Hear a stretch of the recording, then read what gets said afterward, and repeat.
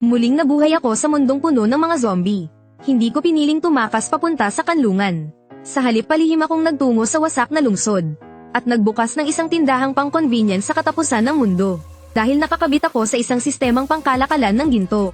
Basta may ginto, ako ay nagiging isang nilalang na kayang gawin ang lahat. Sa sandaling iyon isang grupo ng mga zombie ang nakapaligid sa aking tindahan. Kahapon ko lang pinunasan ang mga bintana. Kayong mga hayop kayo, wala ba kayong kahit kaunting kamalayan sa kalinisan? Pagkatapos ay kumuha ako ng isang bote ng spray. Pinindot ko ang spray patungo sa grupo sa labas ng salaming pinto.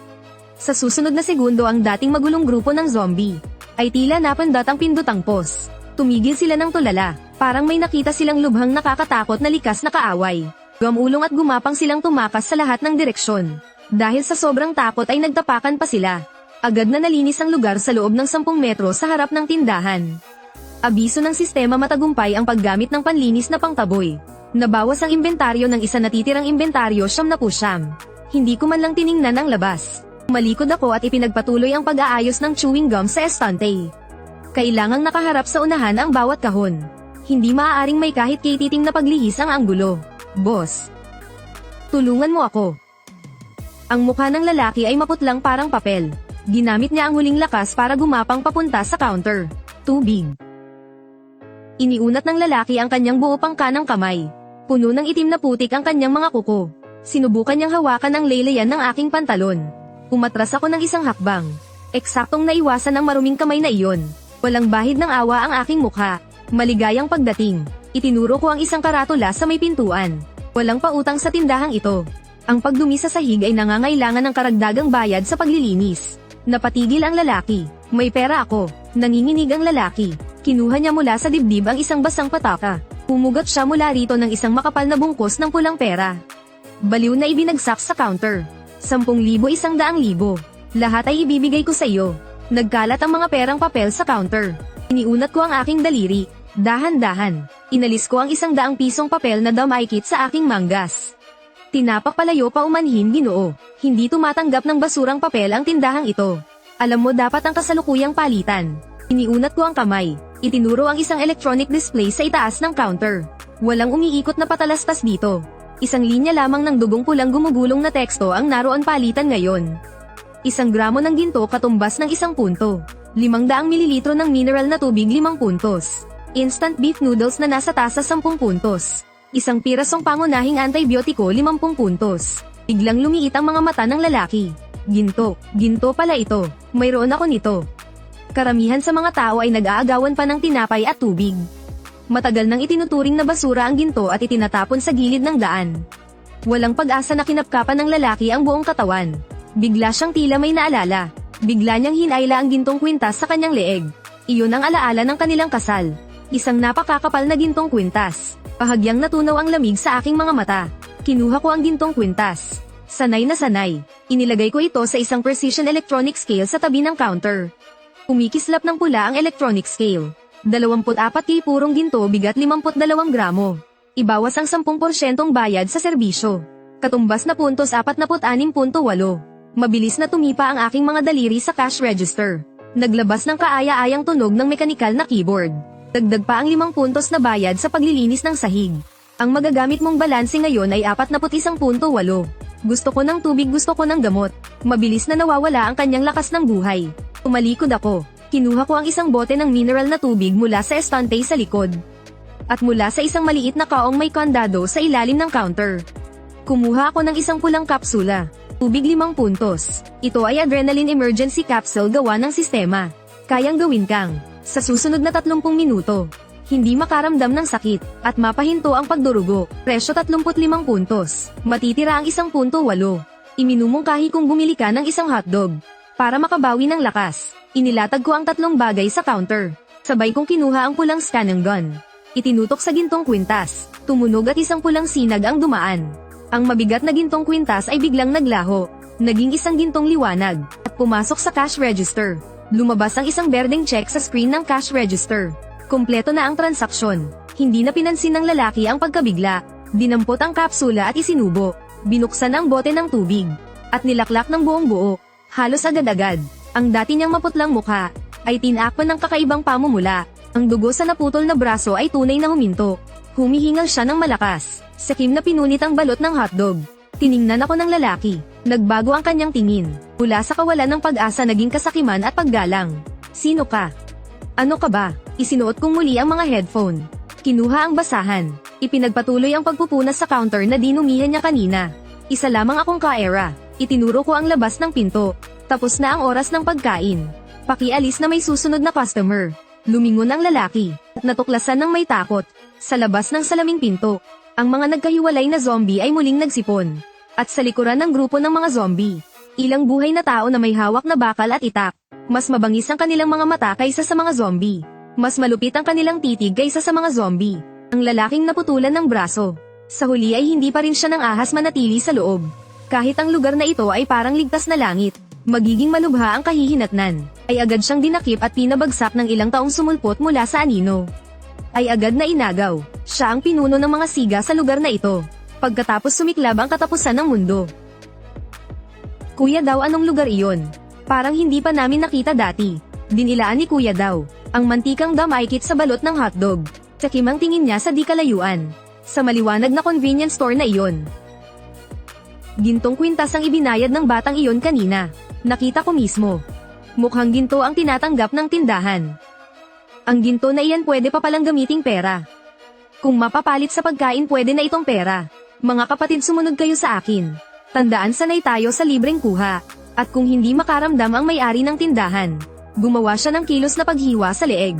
Ito o 8 malalaking lalaki ang may dalang armas. Nagmamadaling naglakad papunta sa convenience store. Maligayang pagdating. Hindi man lang ako tumingala. Patuloy ko pa ring hawak. Ang basahang tila hindi kailanman luminous. At pinupunasan ang counter. Mga bisitang papasok, pakipanasan muna ang paa. Nasa pintuan ang basahan. Sinipa ni kuya daw ang estante. Bumagsak sa sahig ang ilang pakete ng chichirya. Tinapakan niya at dinurog ang isang pakete. Naglabas ito ng malinaw na tunog ng pagputok. Panasan mo ang paa ng demonyo mo. Ibinagsak ni kuya daw ang itak sa ibabaw ng counter. Sa lakas ng hampas ay umuga kahit ang cash register. Ilabas mo lahat ng pagkain para sa akin. Kuminto ako sa ginagawa ko. Dahan-daang itinaas ang ulo. Isang pares ng mga matang parang patay na isda ang kalmadong tumingin kay kuya daw. Parang nakatingin lamang sa isang bangkay na marunong magsalita. Nasirang produkto ng tindahan, orihinal na patatas na chichirya, isang pakete. Presyo 15 puntos. Bayad sa pagkukumpuni ng gasgas sa counter 50 puntos. Bayad sa pinsalang mental dahil sa pang-iinsulto sa empleyado 100 puntos. Ang boses ko ay kalmado at walang kahit anong emosyon.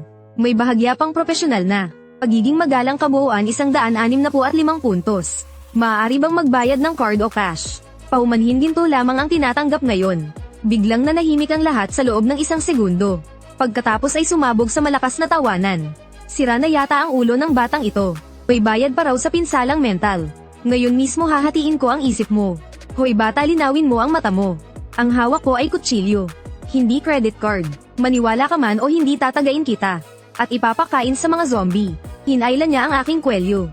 Halos umangat na ang mga paa ko sa sahig. Ngunit hindi pa rin nagbago ang ekspresyon ng aking mukha. Bahagya lamang akong napabuntong hininga. Ang tingin ko ay lumihis sa 1 punto sa kawalan. Na-activate ang sistema, antas isang paglabag.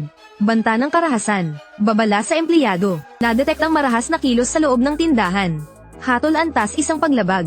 Isinasagawa ang plano pisikal na pagpapaalis. Natigilan si kuya daw. Anong kalokohan ang pinagdagawa mo?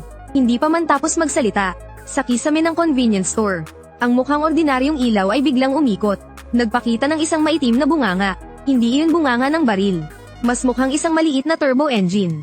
Isang nakakatakot na di nakikitang grabidad ang biglang bumaba. Bumagsak ang 2 tuhod niya sa sahig. Naglabas ng malinaw na tunog ng pagkabasag ang mga buto. Isang matinis na sigaw ang palm unit sa gabi. Hindi lang si kuya daw. Ang 7 o 8 tauhan niyang pumasok. Sa isang iglap, ay lahat dinurog ng nakakatakot na grabidad sa sahig. Nakadiin ang mukha sa tiles. Ni isang daliri ay hindi mag-alaw. Pakiramdam nila ay dudurog ang mga laman loob. Pati ang mga armas sa kamay ay na-deform. Samantalang ako sa likod ng counter ay hindi apektado. Inayos ko ang gusot na kwelyo. Kinuha ko ang pulang scanning gun. Lumibot sa counter. Lumapit kay kuya daw na nakaluhod. Sinabi ko nang bawal ang karahasan sa tindahang ito. Ako ay lumuhad. Ayon sa 3 tuntunin ng Apocalypse Convenience Store, ang sinumang tangkang magnakaw, kukumpiskahin ang lahat ng mahahalagang dala, bilang kabayaran, at isasama sa blacklist, habang buhay na bawal pumasok. Iniunat ko ang kamay, kinapa ko ang bulsa ni Kuya Dao at kinuha ang isang gintong singsing. 2 gintong ngipin ang diretsyong natanggal. Kinilala ng sistema bilang recyclable na ginto. Mayroon pang isang mamahaling relo. Gintong singsing 4 na gramo. Gintong ngipin 8 gramo. Relong Rolex may halong dumi. Paumanhin walang halong ginto. Hindi tinatanggap ng sistema. May paglibak kong itinapon ang napakahalagang Rolex. Sa sahig, ang ginto lang ang kinuha ko. Bilang kabawas sa kaninang 165 puntos na kabayaran. May utang ka pa sa tindahan na 30 puntos. Pero dahil nag-ambag ka ng 2 ngipin, palalampasin na ito. Tumayo ako, pinitik ko ang mga daliri patungo sa kisame. Ang nakakatakot na grabidad ay biglang naging puwersang paatras. Parang pinaputok na bala ng kanyan. Si Kuya Dao at ang kanyang mga tauhan ay diretsyong itinulak ng di nakikitang puwersa palabas sa pintuan ng convenience store at bumagsak ng malakas sa maputik na kalsada matapos ang ulan.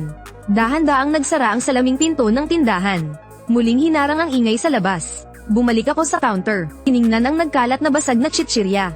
Walang magawa kundi umiling. Kinuha ang wales at nagsimulang maglinis. Talagang kaiyahiya ang pag-aaksaya ng pagkain. At si Kuya Dao na nabalian ng binti sa labas ay umuungol sa sakit sa putik. Sa paligid na kadiliman, hindi mabilang na berdeng mga mata ang nagliwanag. Ang mga sigaw at amoy ng dugo kanina ay nakaakit ng mga zombie sa kalahati ng kalye. Kinabukasan ng madaling araw, sa malayong bahagi ng kalsada, ilang bangkay na kinain hanggang buto na lang ang natira, ay nagpatunay sa kaguluhan kagabi. Nakaupo ako sa mataas na silya sa likod ng counter. Pinupunasan ang scan ng gun sa aking kamay, habang tinitingnan ng datos sa system panel. Kasalukuyang antas ng tindahan antas 1. Nakolektang puntos ng kaayusan ginto 58 puntos. Kinakailangang puntos para mag-upgrade 1,000. 58 puntos lang ang nakuha ang mga survivor na ito ay mahina. Halos wala silang nakaimbak. Sa sandaling iyon, muling bumukas ang pinto ng convenience store. Nang makita ang mga estanteng puno ng paninda, ang pagiging alerto ay agad naging hindi makapaniwalang pagkatulala. Ang pangalan niya ay Suzaizai. Isa siyang dating atleta sa paaralan. Nang sumiklab ang katapusan ng mundo ay nasa eskwelahan siya. Maingat na lumapit si Suzaizai sa counter. At inilapag ang hiking backpack sa sahig. Isang lalaking naputulan ng braso. Halos mamatay na siya sa kanto. Bago siya mamatay itinuro niya sa akin ang lugar na ito. Huminga ng malalim si Suzaizai. At binuksan ang zipper ng backpack. Isang matingkad na gintong liwanag ang tumama sa aking mga matang walang emosyon. Sa loob ng backpack na iyon, ay punong-puno ng sari-saring gintong alahas. Mga gintong pulseres at gintong kwintas. Mga gintong hakaw. At maging ilang mabibigat na maliliit na gintong bara. Medyo nahiya si Suzaizai at kinamot ang ulo. Sinira ko ang mga counter ng tindahang ginto malapit sa paaralan. Naisip kong baka magamit pa ang mga ito sa hinaharap. Kaya lagi ko itong dinadala. Agad na lumiwanag ang aking mga mata. Iyon ang titig ng isang kapitalista. Na nakakita ng tubo. Ay hindi, titig iyon sa isang dekalidad na customer. Mabilis kong inilabas ang electronic scale. Lahat ay air recycle. Maging ang boses ko ay naging mas banayad. Gusto kong ipalit ang mga ito sa pagkain. At saka, mayroon ba kayong uri ng sandata? Ang palakol ko ngayon ay mapurol na. Habang abala akong walang tigil sa pagtitimbang at pag-scan, pinapakinggan ang sunod-sunod na kaaya-ayang tunog ng beep. Habang mabilis kong sinusuri sa isip ang sistema. Ang bagong na-unlock na espesyal na seksyon ng gamit. Kabuoang 3,500 gramo ng ginto. Matapos ibawas ang bayad sa serbisyo.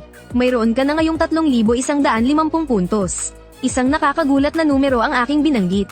Binabati kita, ikaw na ang VIP customer ng tindahang ito.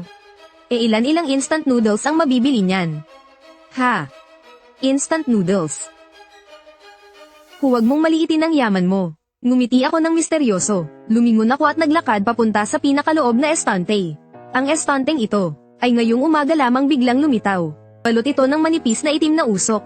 Inilapit ko ang kamay sa loob ng itim na usok at kumuha ng isang mahabang itim na kahon. At inilapag ito sa counter. F-class na kagamitan, tahimik na kawali. Binuksan ko ang kahon. Sa loob, may nakahigang mukhang ordinaryong kawali ni Red Wolf. Sau khi thương thế hồi phục, ลูกค้าประจำที่แวะมาทุกวันมีเยอะมาก Nàng hung hăng chừng ta một cái rồi quay người rời đi. Makinig ka, sabi ko habang hawak ang kawali. Marahan kong kinatok ang counter.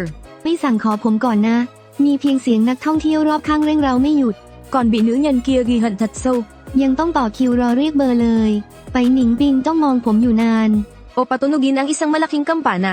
Trong một tòa cung điện hoa lệ cách vạn dặm, một tuyệt sắc mỹ nữ ngồi ngay ngắn trên đại điện. Đến lúc đó nhất định bắt ngươi trả giá. lại cố tình giả làm phàm nhân không có tu vi. Soái ca, lại giao cho ta một bé gái hơn nửa tuổi, vì cầu đột phá mà tiến sâu vào Đại Sơn. ผมยิ้มอย่างสุภาพ ใช้เวลาประมาณ 7-10 นาที Nàng hung hăng chừng ta một cái rồi quay người rời đi. เลือกหมาล่าวิ่งไป 2-3 ไมล์รวดเร็ว พูดจบผมก็ก้มหน้า Bản đế sao lại giao khinh nhi cho tên soái ca như ngươi? ไปหนิงปิงมองมือของผมที่เต็มไปด้วยรอยแตก ถามให้ชัดจะได้ไม่พลาด Nhất định sẽ đích thân đón khinh nhi trở về. ไปหนิงปิงจ้องมองผมอยู่นาน Vì cầu đột phá mà tiến sâu vào Đại Sơn. ถึงได้ก้มหน้าลง เฮ้ยร้านหมาล่าดังร้านนี้อร่อยมาก Nếu không phải e ngại bị ba đại hoàng triều nhằm vào, ตั้งใจย่างหมาล่าต่อ จำรสนิยมของทุกคนไม่ไหว vung tay một cái liền xóa sổ ba kẻ kia. หนูจะสั่งไหมเนี่ย Lại cố tình giả làm phàm nhân không có tu vi. Một tuyệt sắc mỹ nữ ngồi ngay ngắn trên đại điện. ถามให้ชัดจะได้ไม่พลาด Cứ như vậy thiếu niên thuần khiết như ta không chỉ mất thân. Người này chính là nữ đế đương triều của Thanh Vũ Hoàng triều Tô Nhược Tuyết. Vung tay một cái liền xóa sổ ba kẻ kia. พูดจบผมก็ก้มหน้า Ta vốn tưởng rằng đời này sẽ không còn duyên gặp lại nàng. ไปหนิงปิงมองมือของผมที่เต็มไปด้วยรอยแตก Con khẳng định đây là con gái của ta. Con khẳng định đây là con gái của ta. Tô Khinh Nguyệt, kiếp này là con gái của nữ đế Thanh Vũ Hoàng triều. Kiếp này là con gái của nữ đế Thanh Vũ Hoàng triều. Nhưng kiếp trước của nàng lại có lai lịch không hề tầm thường. Nhưng kiếp trước của nàng lại có lai lịch không hề tầm thường. Được xưng là Nguyệt Lạc Tiên Vương vô địch tiên vương cảnh. Được xưng là Nguyệt Lạc Tiên Vương vô địch tiên vương cảnh. Không cẩn thận bị 5 vị tiên vương liên thủ tập kích. Khi thăm dò một nơi bí cảnh tiên hoàng, các ngươi cứ chờ đó cho bản vương. Không cẩn thận bị 5 vị tiên vương liên thủ tập kích. Các ngươi cứ chờ đó cho bản vương. Đợi ta trở lại thượng giới. Đợi ta trở lại thượng giới. Nhất định sẽ lăng trì các ngươi ném vào thiên lao.